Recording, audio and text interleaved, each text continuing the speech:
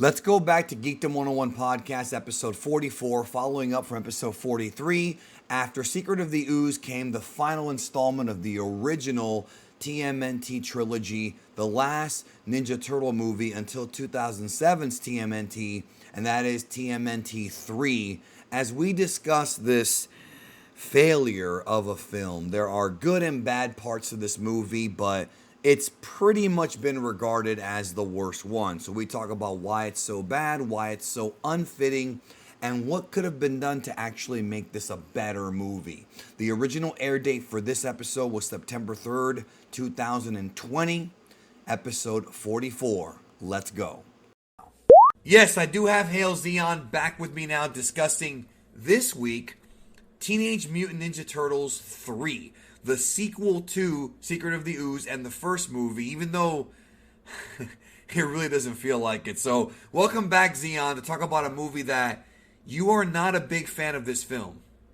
Yeah, no, one might say it was like the first movie I ever disliked as a child. That's crazy because when I went to go see this movie as a kid, I saw it once, and I did like it. And then when I got the home video, I did like it. And you're going to think I'm crazy, but at one point, I actually liked this movie more than 2 at one point in my life. And then as I got older, I started to see the problems with it. And it's funny because this film, Turtles 3, feels so disconnected from the previous 2. We talked about last week how Turtles 2 has a different tonal shift. This movie feels completely different in many ways. And I think initially the first thing that comes to mind, right, is the aesthetic of the film. From the very beginning of the movie, Jim Henson's Creature Shop is no longer involved. They went with a different company. Yeah, and the turtles look really, really weird. I didn't know turtles could have freckles until I saw this movie. Well, that's the thing. Like they have like the spots in the first 2 movies, but they're more subtle. They're way more subtle. Like here, they're like a skin disorder or something. Yeah, no, like they got like the circles around them, and they're very prominent. In the second movie, they had like the splotches. Like this is what I was kind of talking about with the differences in the suits, because like when you go from like the first Jim Henson suits to the second Jim Henson suits, you have like they actually do have like splotches and color variations to them, to like the skin textures, but like they're very subtle. In the second movie, they're not as subtle. In the third movie, they're just very prominent. They're just like spots everywhere all over them. And I'm just like, okay. Like, I mean, it's an aesthetic choice, whatever. It's just one that's like it makes them look less natural. It doesn't look right. And God, they look so rubbery, so flap-jawed, so fucking bug-eyed. Like, even as a kid, I'm like, why do these look so bad? Cause I wasn't even like a picky kid. Like, cause I should say like, yeah, this was like the first movie I disliked as a kid. That's kind of incorrect. But it was like the first movie I was ever really disappointed by as a kid. Like, I watched it as a kid and I'm like, this isn't as good as the first 2. But it was Ninja Turtles, so I kept watching it. I didn't have... Like, I wasn't going to be like, oh, this movie's bad and I hate it. Just seeing it. No, that was like still like another 10 years away. Like, watching this movie, like as a kid, I was just like I knew it was worse. Like, I knew like the dialogue wasn't as catchy. I knew that the story wasn't as interesting. I knew like everything about it just felt off and bad and wrong. I'm going to ask you, because you probably know this better than me. What was the original plan for this film? Because we know that the original ending for 2 was scrapped. They were going to go in a more space direction. Why is it that in Turtles 3, there's no Shredder, there's nothing from the comics or the TV show, we have a brand new story, and in theory, there's really nothing wrong with that. Yeah. Except that the story sucks. But why do we have, like... Why is this movie so disconnected from the source material? Like, we have Walker and Lord Norinaga. Like, these were not characters from the comics or from the TV show. Yeah. What happened here? Okay, so Honestly, I have no clue what the fuck happened with the production of this movie. I've never come across any of it, looking stuff up. I've never seen anything on it. So yeah, I have no clue what the fuck happened with the production of this film. It's just, they just, I don't know. Like, I don't know why they went time travel isekai route for this fucking movie. Like, I don't know what's up with the time scepter. Well, hey, the time scepter actually is a thing from the comic books. Okay, good so to like know. The time scepter is a thing, but the time scepter in the comic books is something completely fucking different. Like there's a girl who's like this apprentice time mage who serves underneath this like master of time named Lord Simultaneous, which is awesome. Like if they had done that, awesome like, and they name. had like this, and they did like a whole bunch of time travel stuff with that, and like Lord Simultaneous and that girl, like they've shown up in different cartoons and stuff since then. I don't think they ever showed up in the '87 series, but like no, I don't remember them at all being in this series. But like the time scepter, the closest I could think of is it's a reference to that, but instead of pulling anything from the comics other than the scepter itself, they went into this weird direction where they set it in feudal Japan and they went back in time, and it's just okay. A lot of people will blame that the problem with this movie is that there's no Shredder and no Bebop and no Rocksteady, no Baxter Stockman, no characters that they recognize from the franchise. There's like not a single pre-established character in this. It's all new villains and antagonists and side characters. And like I said, that's not always a bad thing. No, it's not. Like, but it's just not good. Yeah, here, no, you know? like the problem with this movie isn't that they made up all new antagonists and side characters. It's just everything around it is so poorly done. Like the writing is so bad. Everything about it is just so awkwardly plotted. Everything looks ugly as fuck. The ending is somehow like more of a disappointment than the end of the second movie, and it's just and then you have April getting damseled in distress, which sucks. Like it's bad. It's very confusing too, because like they started to drift further and further away from the source material starting with 2, but here it's just something totally different. Like, so they bring back Casey Jones, and he does nothing in this movie. He has like 1 or 2 scenes. You know, Elias Koteas or whatever. Elias, I don't even know how to pronounce his last name. Elias Koteas. Koteas. Yeah, I always call him Elias Koteas because it sounds cool. I used to do it as a kid also. Right, and he's also, so he does nothing in the movie as Casey, but he also plays like his ancestor. Okay, I want to say this. When it comes to time travel stories, a lot of them have plot holes because it's very difficult to do time travel and have it make any sense because of the grandfather clock theory and all that stuff. But this movie's really weird because, like, what I'm confused about is this is wacky. I'm actually kind of smiling because of how weird it is. So the Japanese emperor opens up that scroll and we see like these turtles that he claims like murdered his ancestors. How in the hell were there mutant turtles before the TMNT? I don't get it. They never explain that. Do they? Okay. I can actually explain that one for you. Okay. They're not... Okay, do you know what a kappa is? I don't think so. I feel like I should know, but I don't think so. Okay, a kappa is a Japanese demon. It's a Japanese turtle demon.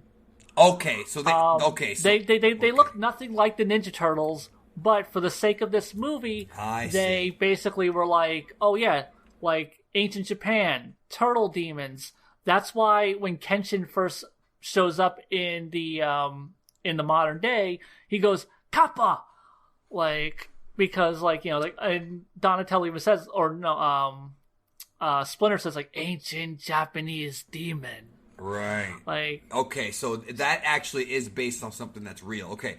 Or not real, but you know. So basically, like there was like this legend that Lord Norinaga's family was killed by these demons, And they were But it's probably just so killed by weird. something else. They look like turtles. They look like the TMNT. That's what confused me. Well, yeah, no, that's the whole point. Yeah. Is to be like, wacky. Just they just kind of upended that and like that's what they look like. That's like ignoring the fact that that's what that the Kappa don't look like that at all in Japanese mythology.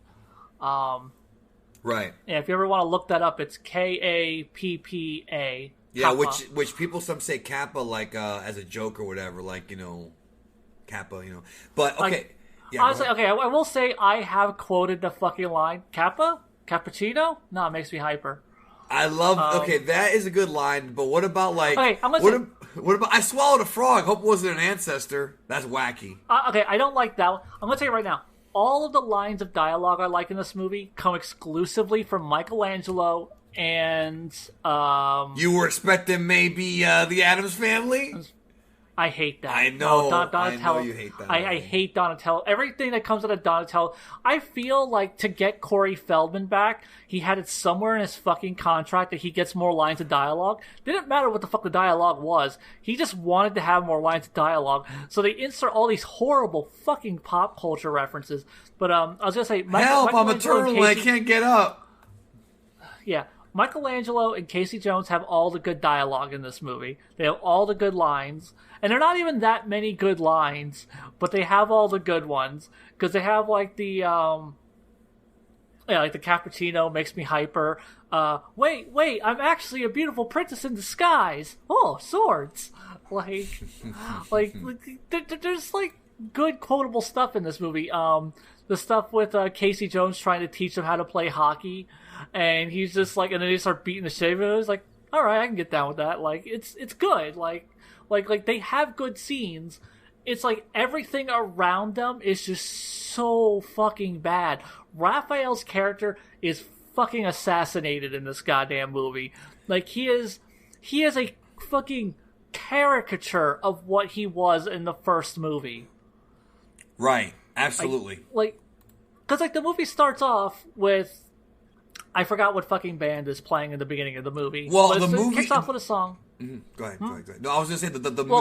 The movie actually starts off with that really cool opening shot. I was going to say like the opening shot of the movie kind of makes you think you're in for a better movie than you're going to get because you have like literally like the red sun and like the horses coming up on horseback, the samurai coming up on horseback, and like, Lord Kenshin, you must be calling never! And like there's like a bit of a sword fight, and then like the sword gets stabbed into the ground, and then as like the samurai is coming by, he snatches the sword out of the ground, which is immediately juxtaposed to a scene of a subway train. The opening of that movie is really fucking good. Like the first 3 minutes of that movie is so much better than the rest of that goddamn movie.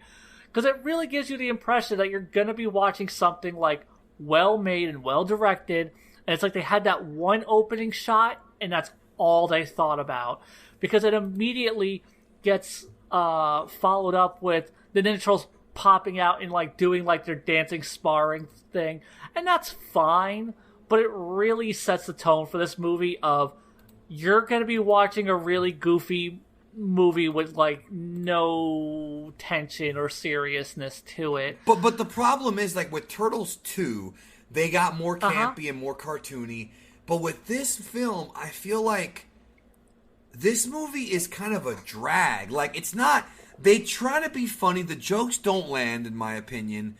I feel like the subplot with Yoshi was cute, but also kind of depressing in a way. Like, the movie feels sort of like a much, much worse version of Back to the Future Part 3. With the ancestors and all that bullshit. They do it. All these time travel movies always have that, right? Like, the same actor plays the ancestor. But this movie just feels so like it's just not that funny. You know what I mean? And that's, I think, a problem. No, it isn't. That's the thing, though. Like, where the second movie was silly and jokey and cartoonish, it was actually entertaining. It actually has some really good character moments and dialogue.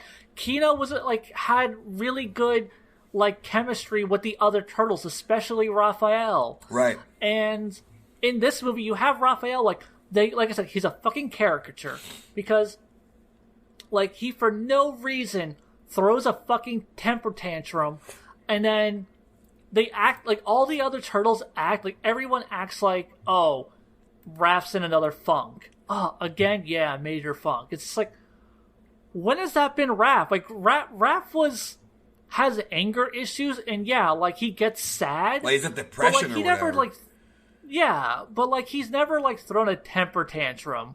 And then, like, his entire fucking temper tantrum seems to be about, like the fact that they're stuck in the sewers. And it's just like, and that never comes up again. It's not like by the end of the movie, like, the turtles are now publicly known figures, and they no longer have to hide in the sewer, so that entire fucking plot point, just that character beat, never is followed up on. It's just to establish Raph has anger issues. And the thing is, though, Raph had anger issues in the first movie, but, like, right. He was always agitated about something. Something had triggered him, and you could tell that he was a character who wasn't okay with being as angry as he was. That's why he had his dynamic with Splinter, because Splinter was there for him. And that is just not in this movie at all. Like I said, this is like a 12-year-old's idea of, like, what an edgy protagonist is supposed to be. And they give him this fucking character arc solely so he could, like, teach another kid to teach Yoshi to not be angry. It's like, hey, kid, calm down. Like, you gotta watch that temper. Oh, did I say that? Are you fucking serious? Like, and the kid doesn't even have a temper problem. The kid doesn't have anger issues. It's just, they're at war, and he feels that, like, he has a responsibility to fight in a war. Yeah. It's not even fucking comparable. It's so poorly fucking thought out, so poorly fucking written. Like, nothing really connects. Like, it tries to, like, have a message and completely falls on its stupid fucking face. Yeah, it's a drag. Like I said, the movie's kind of a drag to get through. Even as a kid, like I said, I enjoyed the movie more, I think, than 2 for a little while. And I think the reason for that was because I think I like time travel, and I think that at the end of the day, like, going back to feudal Japan was pretty cool. Like, the idea behind it. The concept is cool. Yeah, just the that execution. That movie was so bad. It's like people often call this movie Turtles in Time. It's not really called that. The video game Turtles in Time. Fuck everyone who calls it that. Yeah, the video game, though, that's an actual good game. You know what upsets me now? Mm-hmm. If you buy a copy of Ninja Turtles 3 on Blu-ray or DVD, it will say Turtles in Time on it. Even though it's not Turtles in Time. Like, they think a retcon title, but why? Because that's what people kept calling it. That's dumb. And that's dumb. Because Turtles in Time is attached to a video game that people actually like. A very good video game. One of the best, maybe the best side-scrolling beat-em-up ever. I mean, it's definitely in the top 5, without question. I've played a lot of really good ones in the last few years. Like, okay, for its era, it's one of the best. It's like that, like... I agree. I would say like that, Streets of Rage, Final Fight. Fucking The Simpsons. Captain like Commando. Final Fight. X-Men. Like X-Men. X-Men. Like, there were really good... There were some really good beat-em-ups. I would say, like, we've made better beat-em-ups since then. Like, the Scott Pilgrim game, River City Girls... I hear, or Double Dragon Neon was really good. Yeah, those are definitely newer ones. Yeah, I'm talking about for that. Yeah, for like the newer ones, because they've fleshed out a lot of those mechanics from the older games. Yeah, I agree. That's what I meant. Like, from that era, it's a super beloved game. I mean, when you look at, like, the best Super Nintendo games, you got to put that in the top 20, man. Like, right up there with Star Fox. Oh yeah, and most Chrono definitely. Trigger. Yeah, it's a classic. But this fucking movie, I mean. Okay, so Casey Jones does nothing. They have that comedy where they have, like, the 4 Japanese guys swap places with turtles. Mm-hmm. So you have that fish out of water story going both ways. These are, like, good ideas, but it just doesn't work. It doesn't fucking work. And what happened to the Foot Clan? Like, what? I wish we had more information, because this movie is very confusing to me. Like, I don't get what the idea was behind this. And you know what's fucked up is the guy who made this movie, which is Stuart Gillard, he directed Rocket Man, which is actually a really good movie. You ever seen Rocket Man? I never saw Rocket Man. Yeah, it's actually a pretty good film. And that's what I'm saying. Like, it's just so weird. So, what is it about this film that you strongly dislike? Like, besides what we already talked about. Honestly, it's really kind of hard to pinpoint one particular thing. It's just like this overarching, like, bad throughout it. It's so poorly thought out. It's so poorly executed.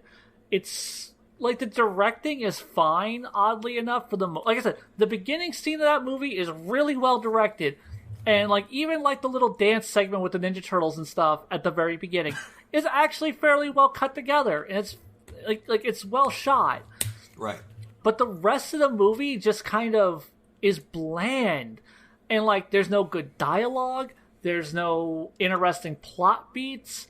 There's no interesting themes going on. There's no character development. The villains There's nothing to give a shit about. The villains are, like, completely one-dimensional. And again, you could say that, you know, maybe some of the earlier villains might have been one-dimensional, like Tatsu, you know. But well, here's the thing. Nobody cares about, like, Walker. Lord Noranaga isn't even, like, a villain. Like he's supposed to be, like, this evil, ruthless dictator. But, like, at no point do you actually see him being an evil piece of shit in this entire movie. Yeah, Walker's the guy who's kind of a dick. Yeah, Walker is evil. But, like you have Mitsu, who's talking about how Lord Noranaga, like, you know, took over, like, their land and is, like, leaving them impoverished and all this other shit, and how he's, like, this evil fucking tyrant.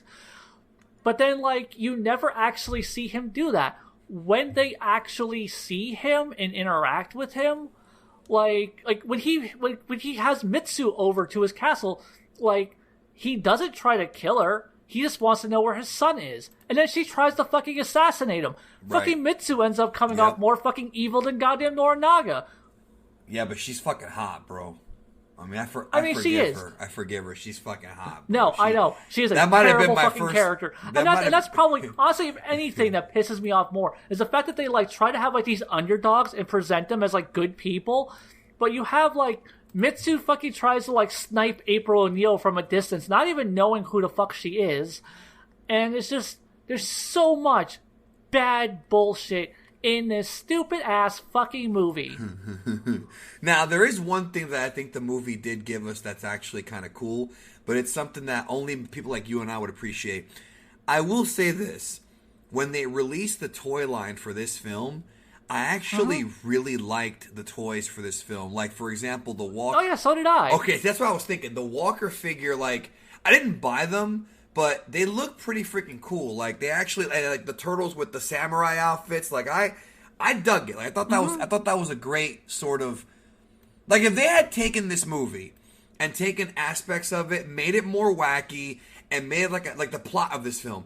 and made like a 3-part episode of the animated series, it probably would have worked out better, I feel. Like, because honestly, yeah, no. Like, if you had like the writing staff for the original, for like the 87 cartoon, and this was like a one-off, like 2 or 3-parter that they did, I would enjoy it. I think that would be like really fun. But as like a 90-minute fucking theatrical follow-up to Ninja Turtles 1 and 2, like, this movie's fucking just... Like I said, I don't even know, like, what to complain about here, because it's just it doesn't do anything particularly well. Right. It's not like, okay, well, the problem is, like, this is not like a terrible film, like, in the same vein as something like The Room, which is like kind of wacky terrible, or something like Leprechaun 4, which is just really bad. No, it's not fun terrible. It's just a bad. It's like you want a good Turtles movie, and you just get this, which is like they didn't even try. It feels very lazy and very like a drag. Like it's not enjoyable. That's kind of what the movie's not enjoyable. Yeah, no, it's the movie is a total fucking drain, and like there's nothing to hook you. There's nothing to really be invested in. Honestly, I thought I was gonna have way more to say about this movie because of how much I dislike it. But then I like thinking about it. I'm like, no, because I dislike it because there's just nothing to like about it. Because I don't hate the movie. Right, it's just not enjoyable. I reserve hate for like movies that offend me. Batman v Superman. Like Batman v Superman, Godzilla 2014, Star Trek Into Darkness, Rise of Skywalker. Those are movies that are so antithetical to like the franchises that they're parts of that they offend me. Right. This movie is just why? Like, I just watch it Lazy. and go, Yeah. why? That's what I'm Like, thinking. I don't think I could be high enough to fucking appreciate this movie. The existence of this film confuses me. Now, I did like the fact that Tarzan Boy was like the theme for this film, because that's awesome. That's such a weird choice. I mean, I it's know. it's a good song. Great Like, song. Oh, oh, Yeah. oh, oh, oh, oh, oh. Jungle Line. I like that fucking song. I got a smile on my face. I want you to know, like your Tarzan there sounded like if like Sylvester Stallone were a dying cat. Just gonna toss that out there. Fuck you. Okay, now we gotta talk about. Okay, so this movie came out in '93. Did you sense in '93 that the Turtles boom was kind of fading? Because I did. Even as a 9-year-old kid, it's like, okay, we're getting to the point now by 1993 where the animated series is going on like season 6 and 7, and this is where we're getting to like Mondo, Gecko, and we're getting a lot of toys still, but I feel like by 93, the Turtles 87, like what started in 87 with the Turtles animated series into 90 with the TV, with the live action film, I feel like it's starting to fade. Tell us about that. Like, did you think that was going on? Do you think this movie contributed to that? I don't know if the movie contributed to it. I mean, like, trends rise and fall. This was around the time, like Power Rangers was, like, right on, like, the horizon. And the X-Men cartoon was popping. It was season 2. Yeah, right like X-Men, Batman the Animated Series. Yep. There were things that were taking Ninja Turtles' spotlight. Right. So, like, Turtle Mania had pretty much ended. Like, because if you look at the box office returns, if I'm not mistaken, they go down. Like, the budgets for these movies actually go up, but the return goes down. Yeah, no, absolutely. But the returns, the box office, were actually going down. Which happens a lot with like, sequels. It's really weird that, like, they did this weird kind of time travel-y movie, because you think that's got to cost more than doing a movie like in modern day, because you have to build all these sets, and you have to like take more into consideration where you can just like you can't film on location. Yeah, of course, it's more expensive. And the thing is, though, like it's like the inverse of a trend that we were seeing in movies at that time, where you had like the Masters of the Universe movie, the He-Man movie, Right. Like, it's just like 10 minutes of that movie takes place in like He-Man's world, and the rest of it takes place in our world. Fucking Beastmaster 2, same type of shit. Like taking these fantastical things and then putting them into a modern Earth setting because it's cheaper.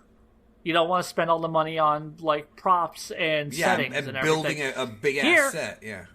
Yeah, like here it's like the complete opposite, where they just like they had to just they took everything, they took stuff from a modern setting and then put it in the past. So now you have to spend all this money doing costume designing, more money on costume designing if you were just doing like something set in like the modern day, and you have to build all these original sets and like all these props and all these things that you wouldn't have to think about if you were just setting a movie in the modern day. So the fact that they went this route is so fucking weird. And like the fact that they didn't have like the budget for it, and the fact that they just clearly didn't give a shit on a writing front. I don't know why this movie exists in the form that it does. A time travel movie with the Ninja Turtles could have been really good. Right. But whenever you don't have the Turtles have good banter with one another, like when you think of banter in that movie, like can you think of any good back and forths? No, it's not even there. It's Stuart Gillard wrote and directed the film. And no, it's not there. I agree with you. And that's, I should have done my homework. I'll be honest, I didn't. I'm wondering if he ever spoke about this film, because I feel like it's not something he would talk about, because you're right. This movie's weird. It's a mysterious movie because it doesn't make any sense. Like, I don't even understand the existence of this film. Like, why did they even choose to do this? Why, like, was this, you know what I wonder? I wonder if this movie was originally a different script, and then they changed it around to make it Turtles. You know how Die Hard was actually a different... I mean, it very well could have been. Yeah. Like, it could have been like about, a different character going to the past, something like that. Yeah, no, it could have entirely been. Like, they just had a script lying around, they completely retooled into this. Right. But, like, because like when I think of like the dialogue in this movie, like when it comes to characters actually having like a back and forth, there's, like I said, Michelangelo really usually has a few good scenes in that movie. Like I said, like the cappuccino.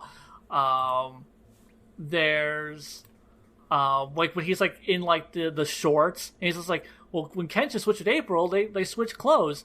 So this is for like whoever doesn't show bare butt naked. So like like there's like little bits of like good dialogue here and there between the characters, but it's so little, and it's like I could quote the entire first movie because every line of dialogue in that movie is just. I mean, also like I watched that movie a fuck ton, right? But I mean, I watched all three of these a fuck ton, and like the first movie's dialogue is just so good because like the banter between the characters is so strong. Like you have Raph and because you end up with like the dialogue between Raph and Leo, or Raph and Casey, or April and Leo, or like Splinter and Raph, or Mikey and Donnie, or Mikey and April. Like, all these characters play off of each other so goddamn well. And in this, you don't get that. Like, the closest thing I can even think of, like an exchange of dialogue that even elicits any kind of, like, fires off a neuron in my brain is the, Ohio wasabi, hello mustard? It's just like, look, okay, I'm, like, really rusty on my Japanese.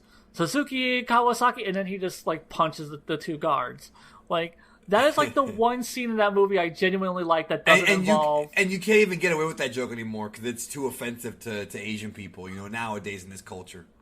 I wouldn't say that one's offensive because it's just literally like it's just two idiots who don't know fucking Japanese trying really hard to be inconspicuous. But doing the voice, but okay, you say that, but doing like the Asian kind of yes, like that kind of stuff. Again, I'm not. Me. I don't. Comedy is comedy, but a lot of this stuff from this era doesn't really work anymore. I mean, you know what I'm talking about. I think it's still funny, but people are very sensitive nowadays. Dude. I've seen a couple of people complain about the gay joke in the first Ninja Turtle movie, and I don't get that. Wait, which is the gay joke? 'Cause I don't even remember there being a gay joke in the first movie. You're a claustrophobic. It's just like, what'd you say? You want a fist in the mouth? Oh, yeah, when he says... I never even looked at another guy before. No, that's not even bad because you would... Okay, the reason why that makes perfect sense is because Casey Jones does come off like a guy who's... and this is part of the character of Casey Jones in the movie. He's very insecure, and I could see a guy being homophobic in 1990 because the world was different. That makes perfect sense. I don't... I hate people complaining about stuff from the past, man.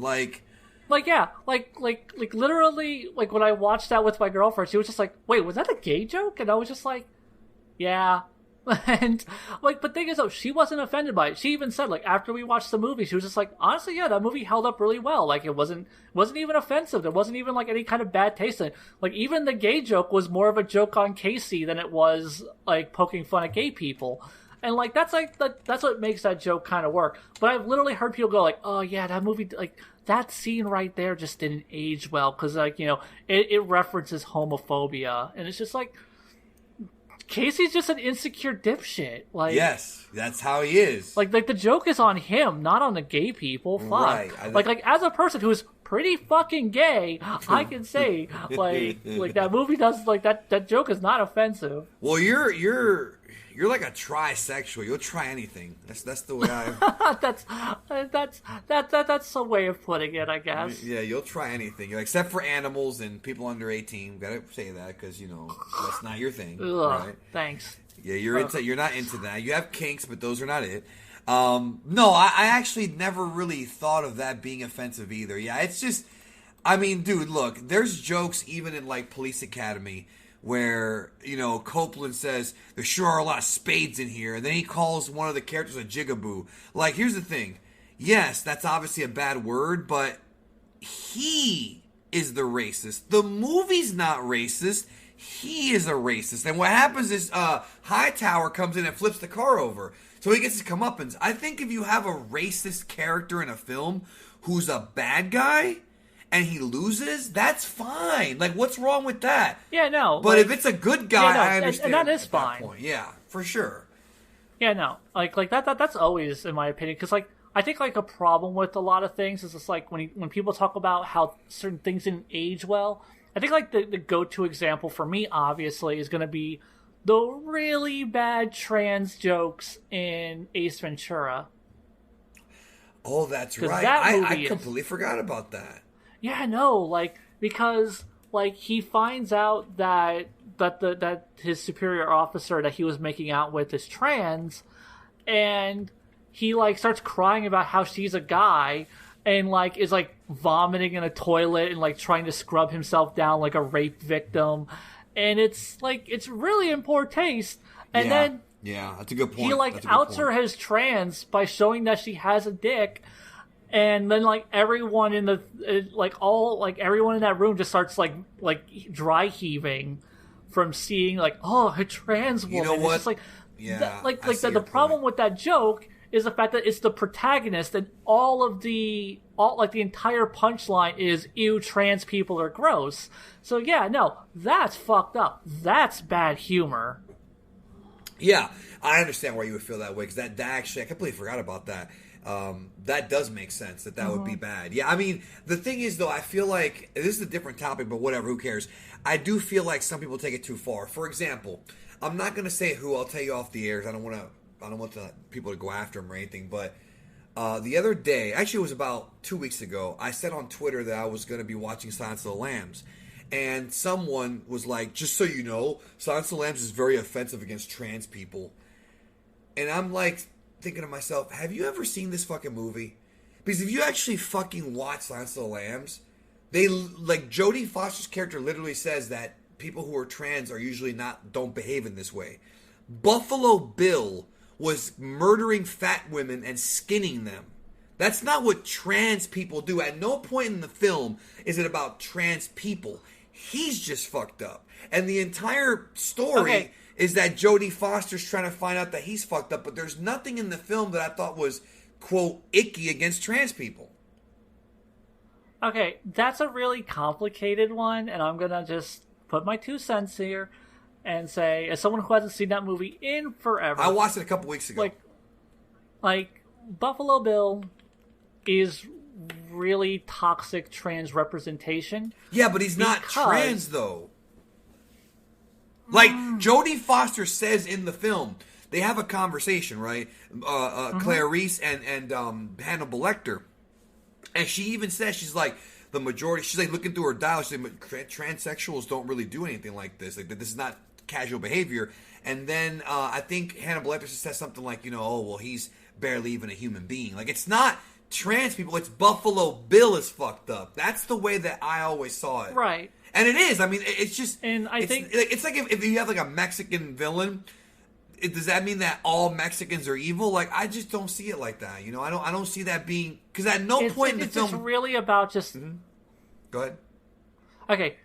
I think it also has more to do with the fact that, like, how representation of trans people has been in films. Because if you actually look up how trans people are represented in film, it's either as a joke, like, to be made fun of, or like, like they're disgusting, like I said in the Ace Ventura example. Yes. Or they're murderers, or they're prostitutes who get murdered. Well, like, that's because of just how behind they are when it came to filmmaking those days, you know what I mean? And yeah, no, I understand that, but like that is, like, when the only type of representation you get in media is like trans people are disgusting, or trans people are like murderers, or that they are a threat to you in any way, shape, or form, and that's the only representation that you get, it does paint people's opinions. So I understand why people would be offended by that movie.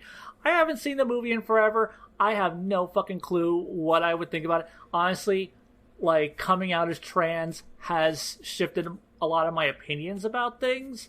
It gave me a lot of new perspectives. So I can't say one way or the other, like, how I would feel until I actually sit down and rewatch the movie myself. But I can say I understand why someone would be bothered by that.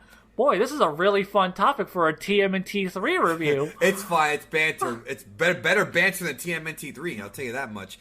I mean, I see your point. Yes. I just feel like if you watch it, which again, you can watch it whenever you want, at no point in the film do they ever say all or a majority of trans people. It's mostly focused on why Buffalo Bill is fucked up, and Hannibal Lecter explains why he's fucked up. Not why trans people are fucked up, why he is fucked up. Because remember, he's based on Ed Gein, loosely, of course. So, right. Yeah, so it's not... I never saw that as being... It's more of just kind of... go ahead. It's more of like just kind of feeding into gay panic and trans panic and stuff like that. Like, I understand... Like I said, I understand where you're coming from, but I also understand why other people would be bothered by it, is all I'm saying. Yeah, you definitely got to rewatch it and give your thoughts. Because, like I said, it really does paint the picture that Buffalo Bill, James Gumb, is the crazy person, not trans people. Because that really is the focus of the movie, is trying to break down who this Buffalo Bill guy is. You know, because he got rejected. He got rejected for the trans surgery. There's a whole thing. Anyways, back to TMNT. So, yeah, here's what I was... We're going to close out here, but I wanted to ask you one last question. A much worse movie than Silence of the Lambs. Wait, say it again? I said a much worse movie than Silence of the Lambs. Way worse. Okay. My question to you is, let's pretend that you were in charge. How would you have done Turtles 3? What would have been your idea for a sequel to The Secret of the Ooze? Like, how would you have done this film? You don't have to do time travel. Just what would you have liked to have seen? Honestly, like... It's really hard to say, like, if you want to do time travel, I would just look to the comics. Like, because there's a lot of stuff in the comics that they can pull from. Would you have done something like the 07 TMNT? Because the 07 TMNT works as a better sequel than Turtles 3, if you ask me. You know? I mean, I would definitely agree with that as well. I would say that like I said, I would pull from the comics. If anything, I would just look to the comics for, like, inspiration. Because, like, the idea of, like, a time travel story isn't a bad idea. But, like, yeah, like look to, like, you know, actually use the Time Scepter and Lord Simultaneous and the girl from there, who I cannot remember the fucking name of. Would you have used Shredder? Would you have brought him back? Probably not. Like, because that Lord Simultaneous has, like, his own villain that you could pull from, because, like, that storyline did have a villain. Right. This time-traveling demon motherfucker. That would have been pretty dope. Honestly, you could have done the Triceratons if you wanted to bring the Umtrons into things, but, like, that would really require TMNT 2 having its original ending in place. You would have so had that way to you have could done, like, set a up retcon. the space you element. Had to have retconned it, yeah. Yeah, basically.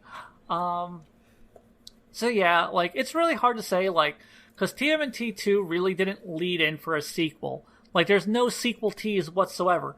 With the first movie, it was a self-contained story, and you had enough wiggle room to bring Shredder back, and you had the whole Ooze, but then you don't do anything with that, so then it's just like a standalone movie. So it's like, okay, well, what do you do now? You can't bring Shredder back. You can't do Ninja Turtles 3, The Revenge of Shredder. You can't do it.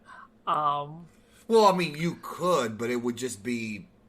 it would be kind of eye-rolling. But you know what? It'd probably be better than this movie than what we got. I mean, shit. Like, if you want to pull from the 87 series, you could have done Krang. But, like, it feels like they were just trying to just make a very cheap movie. And it's kind of hard to say, like, what would have been the best route to go. They should have had the Great Boldini be the villain, bro. They should have had him be the villain. Thanks for reminding me of that one. The Rat King should have been the honestly, villain. The Rat King could have been a really good villain.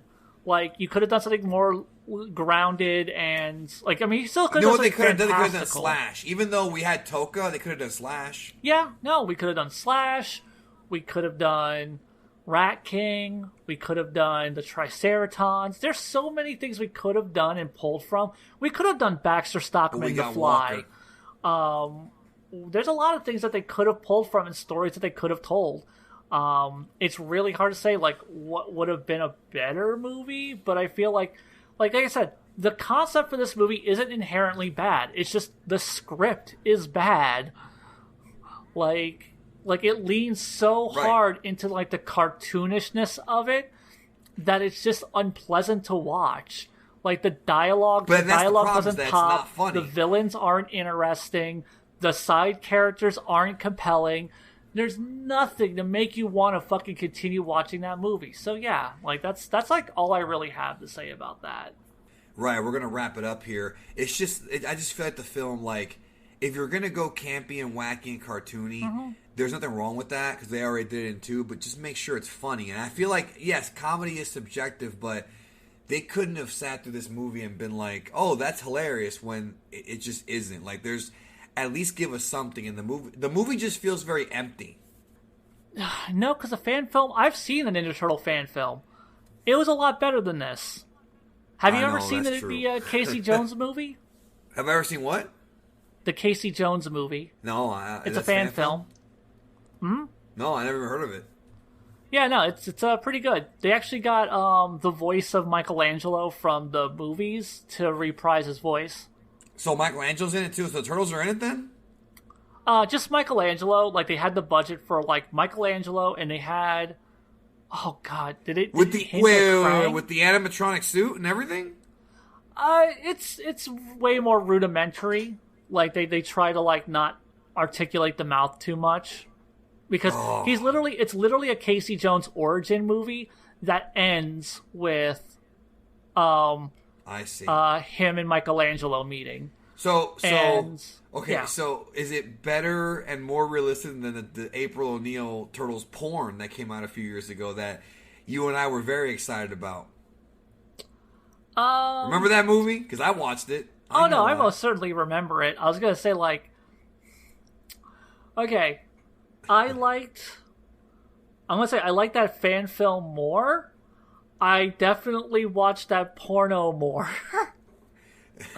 I mean, April O'Neil, the porn star, is fucking hot. That's number one. She is. She's gorgeous. That video introduced me to her as an actress and made me a fan of her work and led me to seek out more of it. And the fact that her name's April O'Neil means that she's a fan, so that's always a plus. Oh yeah, most definitely. But the suits in that film were they were creepy as hell. Like the turtle suits, they were extremely creepy, but they actually looked like, wow, like they put some money into this. You know what I mean? It wasn't like these movies, but they put some money into that movie for a porn movie. We should review the Turtles porn on here.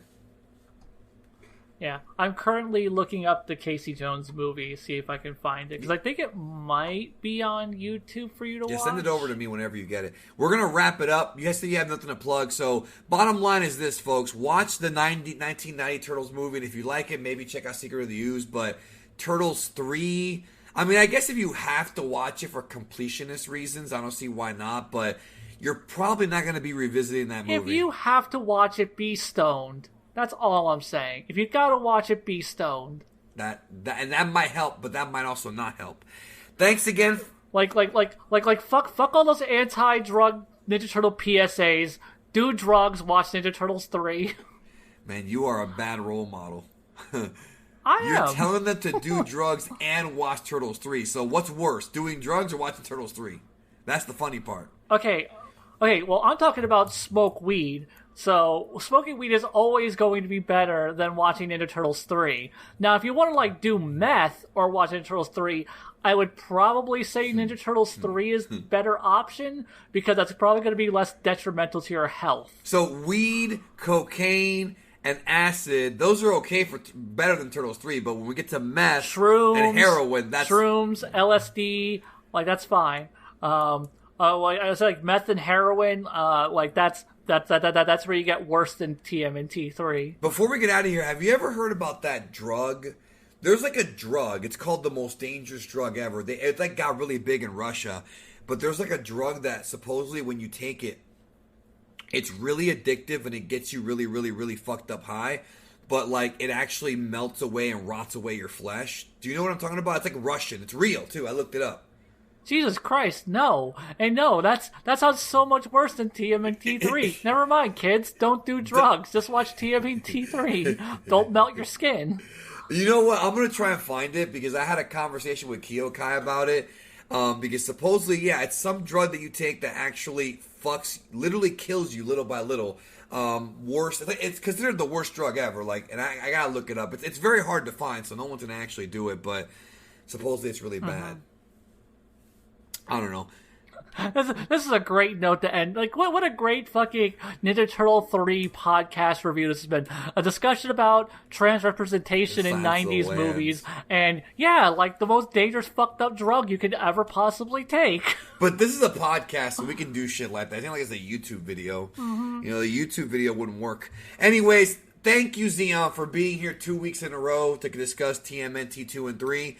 And I would, of course, have you back for either TMNT 07 and Turtles Forever, or maybe the RoboCop. I gotta rewatch RoboCop because I would love to go back and watch RoboCop, and that's another franchise right there. My dude, I guarantee you will fucking love RoboCop again. Oh, I know. I know. It's so much better than you probably remember. I guarantee it. But here's the thing that trips me out. It actually mirrors Turtles because RoboCop 1 is a masterpiece. RoboCop 2, not very good. Huge step down from RoboCop 1. And then RoboCop 3 is garbage. So it's kind of similar to what happened with Turtles Trilogy, you know? I'm going to say RoboCop 2 is still pretty good. I don't know, man. Last time I watched that movie, I did not like it. I don't know. Like I watched them all back to back for the first time. So is RoboCop 3 is like RoboCop 3 better now than it used to be? Oh, fuck no. RoboCop 3 is horrible. Okay, good. RoboCop 2 is actually pretty good. Like, it's not great. It's nowhere near as good as the first one, but it has a lot of the charm of the first one. Like, you could tell, like, they were trying to do, like, the first movie, like to capture the tone of it. Like, right. RoboCop 3 is a PG-13 fucking toy commercial for RoboCop, and I fucking hated it. Yeah, I remember that. Did you ever watch the RoboCop TV show? It only had one season, I think. Oh, yeah, of course. Yeah, no, wait. I watched the cartoon, the animated No, I'm talking series. about the live action. I have very vague I memories never of did. it. Yeah. No, I never watched that. Yeah. I didn't even know there was a show until years later. Yeah. I have very vague memories of it. Anyways, let's get out of here. Thank you again, and thanks everybody for listening, and we'll catch you in the next episode. Bye.